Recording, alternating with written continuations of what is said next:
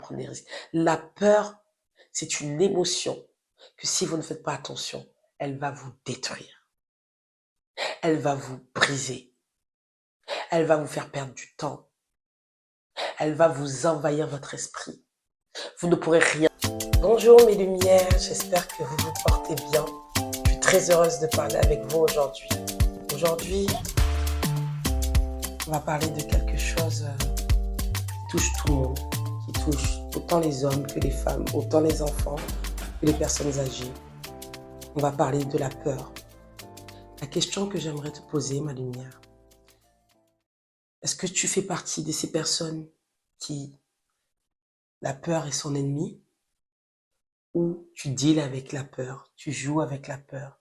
La peur est pour toi ton allié, et donc, la peur est ton ami. Tu as bien compris le thème. Le thème aujourd'hui, c'est: es-tu ami ou ennemi avec la peur?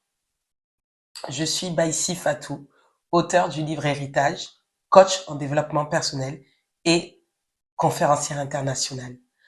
Mes lumières, partagez cette vidéo, likez cette vidéo, commentez cette vidéo. J'ai envie d'entendre votre point de vue. J'ai envie de savoir quelle personne est animée par cette émotion-là, ce sentiment-là qui gâche la vie de millions de personnes.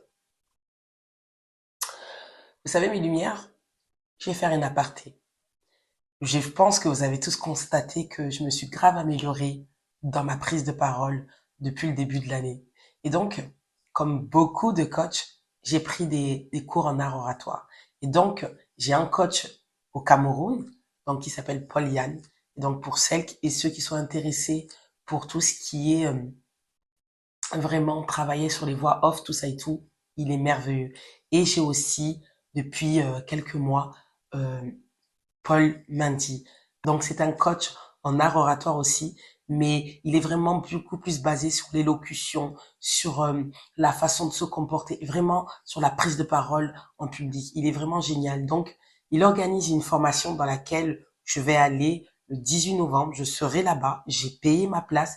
Et donc, je me suis dit, j'ai vraiment envie de vous faire partager cette information-là parce que c'est vraiment près de chez vous pour ceux qui sont en Île-de-France ou en Normandie, vraiment, pour toutes les personnes qui sont intéressées, pour apprendre à développer leur façon de s'exprimer, à développer leur élocution, à développer leur façon de parler, à s'améliorer. Parce que, vous savez, peu importe le métier que vous faites, peu importe dans quelle situation vous vous trouvez, si vous ne savez pas vous exprimer, vous ne pouvez pas transmettre ce que vous avez envie de vous dire. Vous ne pouvez pas vous affirmer, vous ne pouvez pas avoir confiance en vous.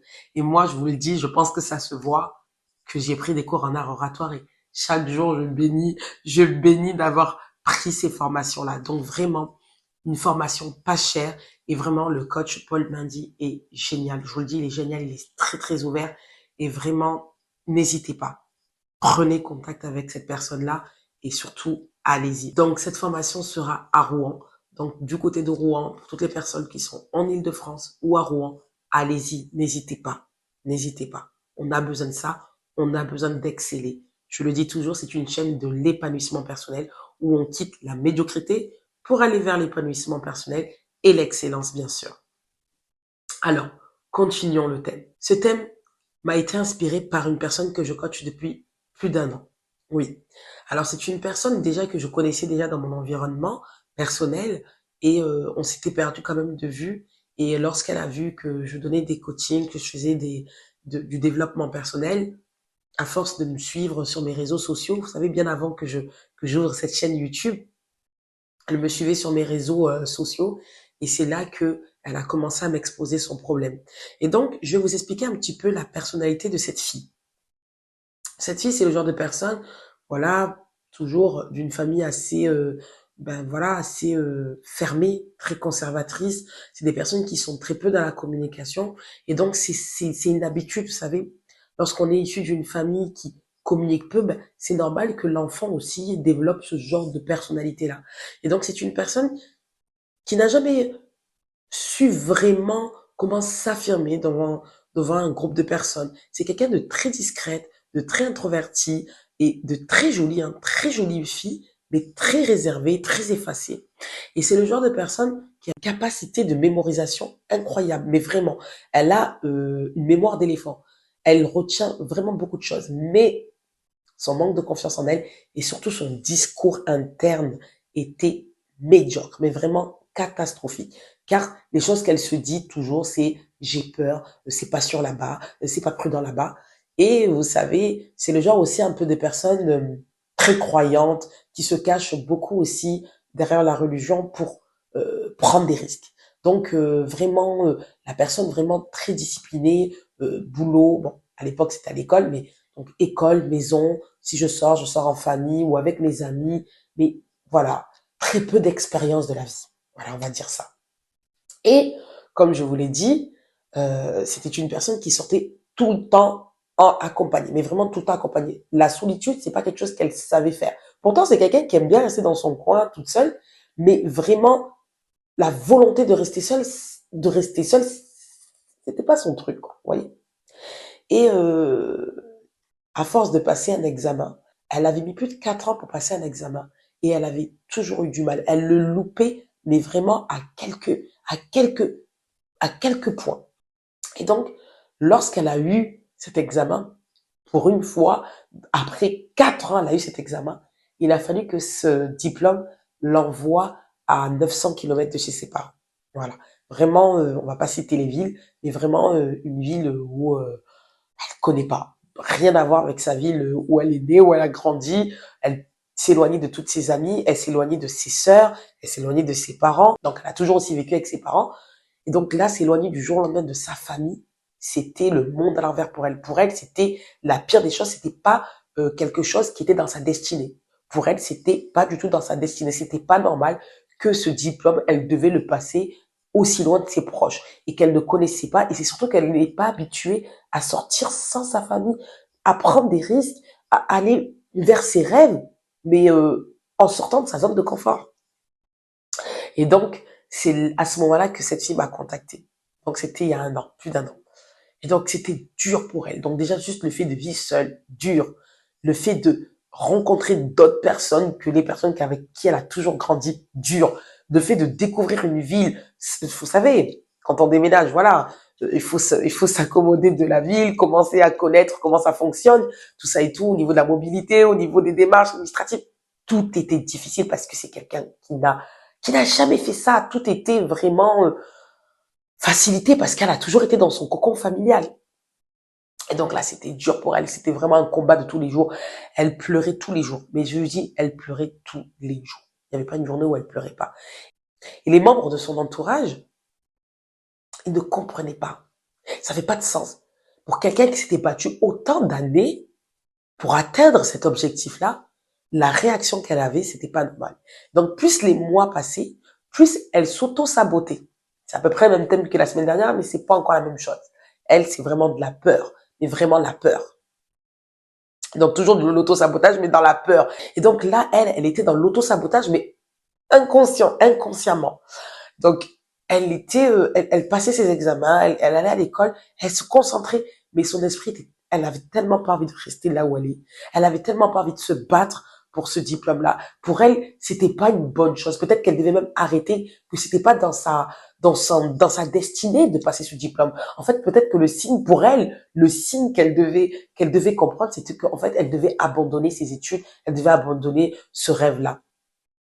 Et donc, quand elle parlait avec moi, j'ai adoré la coacher. Et quand je dis adoré, j'ai vraiment adoré. Pourquoi? Parce que Baïsi Fatou a toujours été entouré de la peur. Baïsi Fatou dormait avec la peur. Baïsi Fatou a grandi avec la peur. Baïsi Fatou s'est marié avec la peur. Baïsi Fatou a divorcé avec la peur. Baïsi Fatou est en train d'entreprendre avec la peur. Donc, j'étais, j'étais, j'étais inspirée par elle.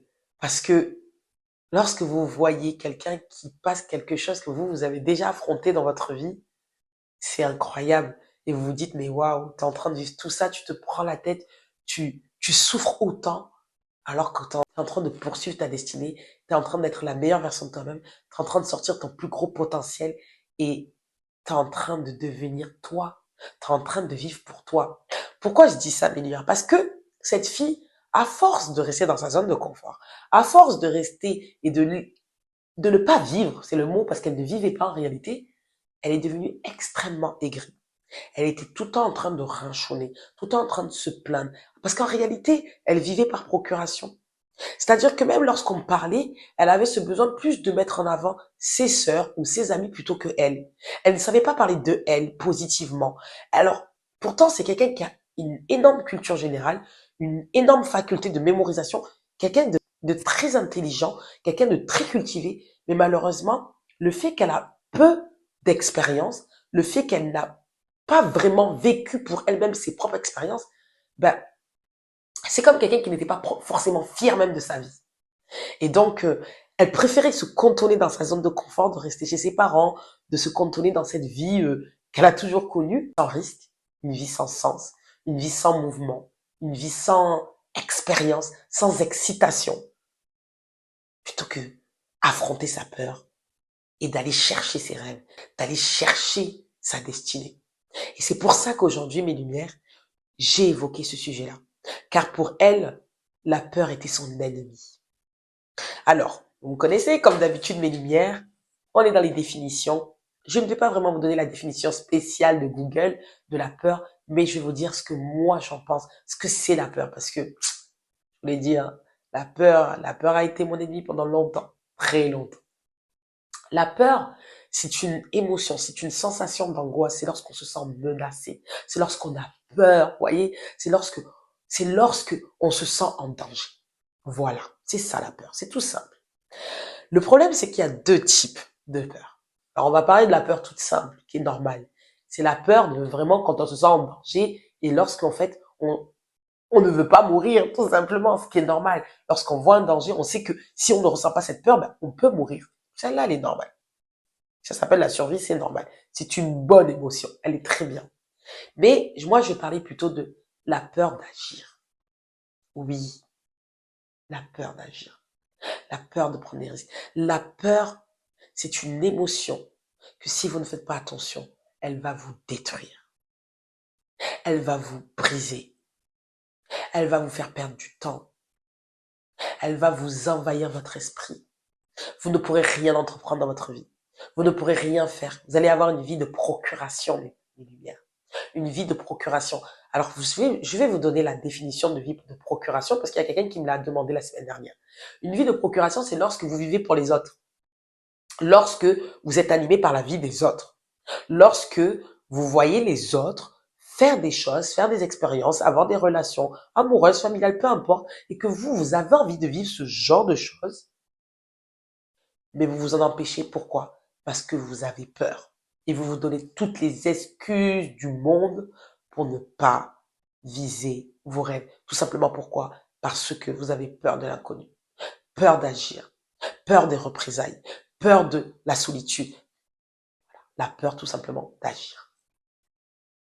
Et donc cette fille, elle a été animée pendant des années en fait par cette peur qui était son ennemi, qui était son ennemi.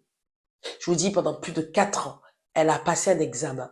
Lorsqu'elle a eu cet examen et qu'elle avait dû... Mais en fait, les gens sont excités, sont animés. Non, elle était en train de pleurer chaque jour. Elle regrettait. Elle a tout fait pour boycotter. Et c'est quand elle a, on va dire, raté, parce que oui, elle est passée en rattrapage. C'est quand elle a eu son rattrapage que là, elle a pris conscience qu'en fait, elle était en train de détruire même sa vie. Parce qu'elle arrivait à un certain âge où en fait, il était temps en fait de commencer à vivre pour toi. Il est temps maintenant d'avoir tes propres échecs, tes propres erreurs, tes propres réussites. Et pas de vivre selon les réussites des autres. Pas de vivre selon les échecs des autres. Et ne pas toujours être au service des autres. C'est une personne qui vivait à travers les autres. Alors que je vous dis, une femme incroyable, une femme extrêmement belle. Les lumières, ça, c'est destructeur. Et donc, je l'ai coachée, mais je vous dis, je l'ai travaillé au corps. Elle a travaillé beaucoup sur elle-même. Elle a parlé beaucoup à elle-même. Elle a réappris à se reconnecter avec elle-même, à savoir qui elle est. Elle a beaucoup, beaucoup travaillé sur elle-même. Et petit à petit, elle a passé ces étapes-là. Et aujourd'hui, elle m'a annoncé une nouvelle que je vais vous dire en fin de cette émission. Donc, je squeezais trop vite cette information très importante, mais Elle a passé un pas extrêmement incroyable.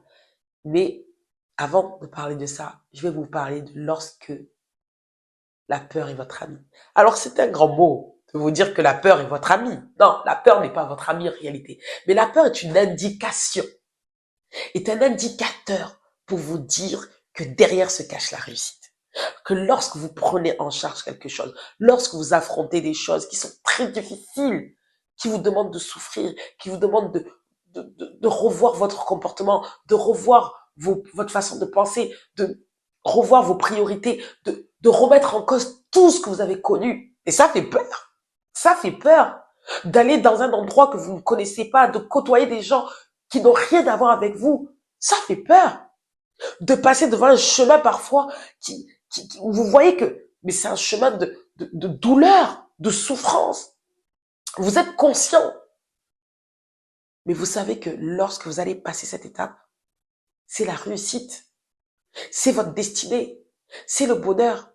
Car oui, la peur vous donne une information. Elle est en train de vous dire que ça, ce que tu es actuellement où tu es, j'aime cette situation-là. Je me sens bien. Si tu passes cette étape-là, je ne sais pas ce qui va se passer. La peur vous dit en fait tout simplement que avant de passer une étape, il faut vous préparer. Il faut vous renseigner. C'est ça qu'elle est en train de vous dire. Elle n'est pas en train de vous empêcher d'aller vers votre vie, d'aller vers vos rêves, d'aller vers vos objectifs. Mais elle est juste en train de vous dire que ça, c'est important pour moi. C'est là que je dis que votre peur est votre allié. Moi, aujourd'hui, je deal avec la peur. Je parle avec ma peur. Je parle avec mon discours interne. Je lui dis, qu'est-ce qu'il y a? Qu'est-ce qu'il y a? Qu'est-ce que tu es en train de me dire? Pourquoi on a peur là? Pourquoi on a peur?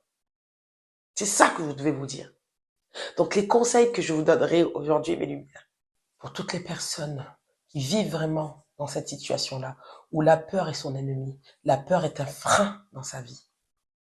Je vous conseillerais, bien sûr, tout le monde le dit, on parle beaucoup de courage. Et le courage, c'est quelque chose qui n'est pas facile à faire. Ce n'est pas facile à affronter sa peur, à affronter ses démons intérieurs, à affronter son discours noir.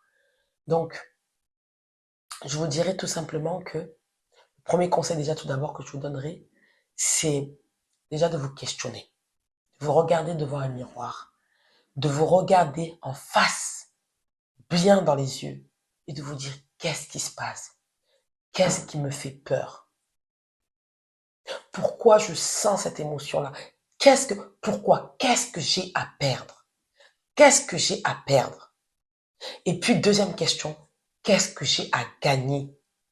Il est important de rassurer son être intérieur. Lorsqu'on a peur, il faut qu'on se prépare.